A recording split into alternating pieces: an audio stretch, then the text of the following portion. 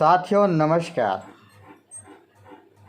इन दिनों blockchain technology के बारे में हमारे बड़े बड़े विद्वान कार्य कर रहे हैं और लोगों को लाभ भी दे रहे हैं और लाभ भरपूर ले रहे हैं। साल भर के अंदर करोड़ों अरबों रुपया कमाने की बात हो रही है। जहाँ तक हम इस विषय वस्तु पर समझने की कोशिश करते हैं, अंतिम व्यक्ति कंप्यूटर से अनभिज्ञ है, सॉफ्टवेयर, डाटा, इन तमाम बातों से अनभिज्ञ है, वो कुछ जानता नहीं है। लगभग 1-2% ही लोग आज कंप्यूटर की दुनिया को समझ पाए, बाकी सभी लोग इसमें निरक्षर और अनपढ़ हैं। मैं भी एक उतनी गहराई तक नहीं समझ पाता हूँ, लेकिन जहाँ तक मैं आपसे ये कुछ चंद सवाल करना चाह रहा हूँ जिसकी मुझे जानकारी चाहिए। क्या ट्रस्ट वॉलेट के बारे में कितनी गहराई तक लोग जानते हैं और ट्रस्ट वॉलेट का मुख्य कार्य क्या है? दूसरा, बाइनेंस क्या है, बाइनेंस का मुख्य कार्य क्या है और बाइनेंस से हमें क्या क्या लाभ होते हैं? क्या यह अमिट सॉफ्टवेयर है जो कभी नहीं मिटेगी? क्या इसको बनाने वाले के पास इसका खुद का चाबी नहीं है? इसकी प्रूफ कैसे होगी? क्या बाइनेंस ट्रस्ट वॉलेट ऐसे हैं जो किसी भी देश की करेंसी को एक दूसरे से ट्रांसफर अपने आप सिस्टम के माध्यम से किया जा सकता है, जिसके लिए किसी व्यक्ति पर डिपेंड होना ना पड़े? जैसे मैं मोबाइल उपयोग करता हूँ, यदि मैं ट्रस्ट वॉलेट से डायरेक्ट अपने खाते से पैसा उस ट्रस्ट वॉलेट की ग्लोबली वॉलेट पर मैं पैसा भेजकर और डॉलर एक्सचेंज कर सकूं, ऐसा सिस्टम यदि है तो जहां तक मैं समझता हूं कि हर आदमी स्वतंत्र रूप से इसमें काम कर सकता है।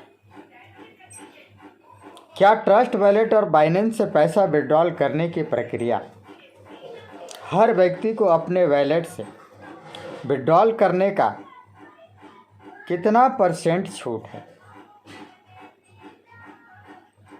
क्या मनमानी तौर से उसके वॉलेट से जितने डॉलर दिख रहे हैं उसको इंडियन करेंसी में ट्रांसलेट करके वो अपना पैसा निकाल सकता है, या फिर उसको निश्चित % के माध्यम से पैसा विड्रॉल करने का अधिकार सिस्टम पर दिया गया है?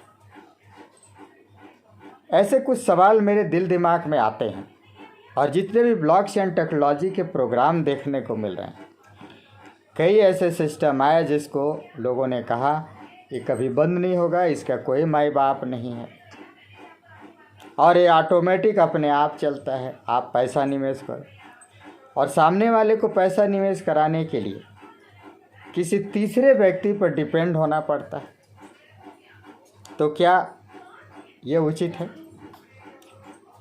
ये कभी भी उचित नहीं हो सकता है, क्योंकि मोबाइल हर किसी के हाथ में है और ट्रस्ट वॉलेट बाइनेंस के सॉफ्टवेयर का ऐप तैयार है, तो उसमें ऐसा सिस्टम होना चाहिए कि लोग अपने खाते से पैसा उस बाइनेंस या ट्रस्ट वॉलेट के ग्लोबली वॉलेट पे पैसा भेजकर और वहाँ से जितना पैसा भेजेगा और वो जिस करेंसी को चाहता है, डॉलर चाहता है, इथेरियम चाहता है, बाइनेंस चाहता है, क्या चाहता है,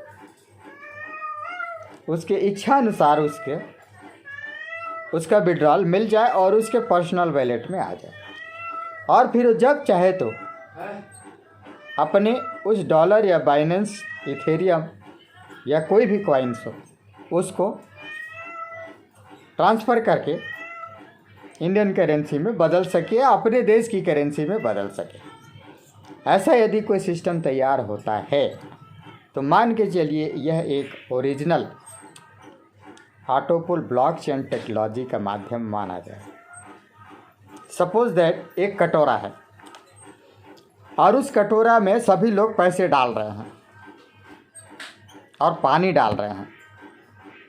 पानी या पैसे में से कोई भी एक उदाहरण ले लीजिए आप। मान लीजिए पानी डालते हैं और उस कटोरी की क्षमता 500 मिलीलीटर का क्षमता है। जैसे ही उसमें 1 मिलीलीटर पानी एक्स्ट्रा होता है तो उस कटोरे के चारों तरफ फैलेगा। तो उस कटोरे के चारों तरफ फैलने वाले में से जितने कटोरे होंगे वो किस किस कैटेगरी के कटोरे होंगे, उसमें कितनी कितनी मात्रा पानी निवेश हो सकती है, और वो ऑटो सिस्टम से उन कटोरों को पैसा या पानी डिवाइड कर देगा। ये ऐसा सिस्टम होना चाहिए तो वो ओरिजिनल ब्लॉकचेन टेक्नोलॉजी का विकेंद्रीकरण यानी डिसेंट्रलाइज प्रोग्राम माना जा सकता है। साथियों, मेरे बातों पर विचार करिएगा और आप auto pool, blockchain technology, centralise, decentralise आदि जितने भी तरह की बातों पर नेटवर्क मार्केटिंग के प्रोग्राम को सेल कर रहे हैं और लोगों को दिग्भ्रमित कर रहे हैं और पैसा कमाकर मौका में चौका मारने की बात, या अपना बनता बात दूसरा कोई भी जाए कहीं भी उससे क्या लेना देना,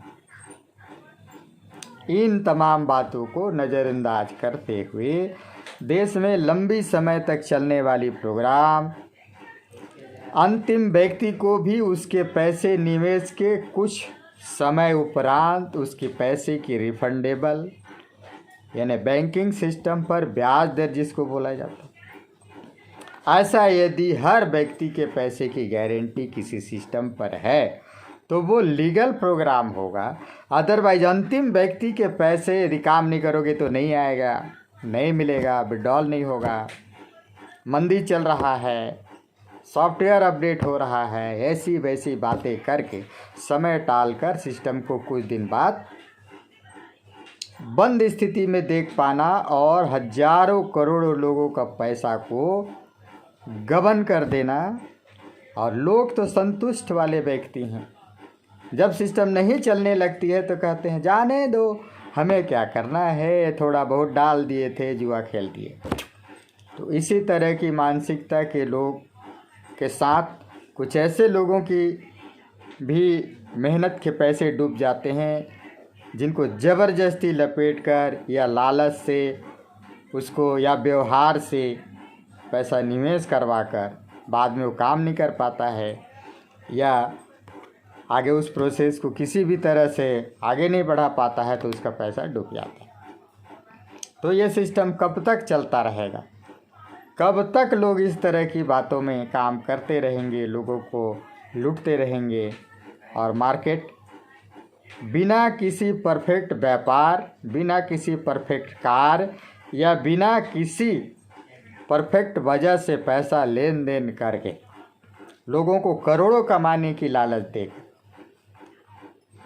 मार्केट को ख़राब करते रहेंगे और ये चलता रहेगा। हर इंसान को जीवन में एक अच्छा काम करके एक सफल उद्देश्य को प्राप्त करके पैसा कमाना चाहिए और सामने वाले को उसके पैसे के बदले कुछ ना कुछ मिलना ही चाहिए। पैसा इसीलिए बनाया गया है। साथियों, मेरे विचारों पर आप कितना सहमत हैं? आप कमेंट पर लिखिए। धन्यवाद, नमस्कार, जय हिंद।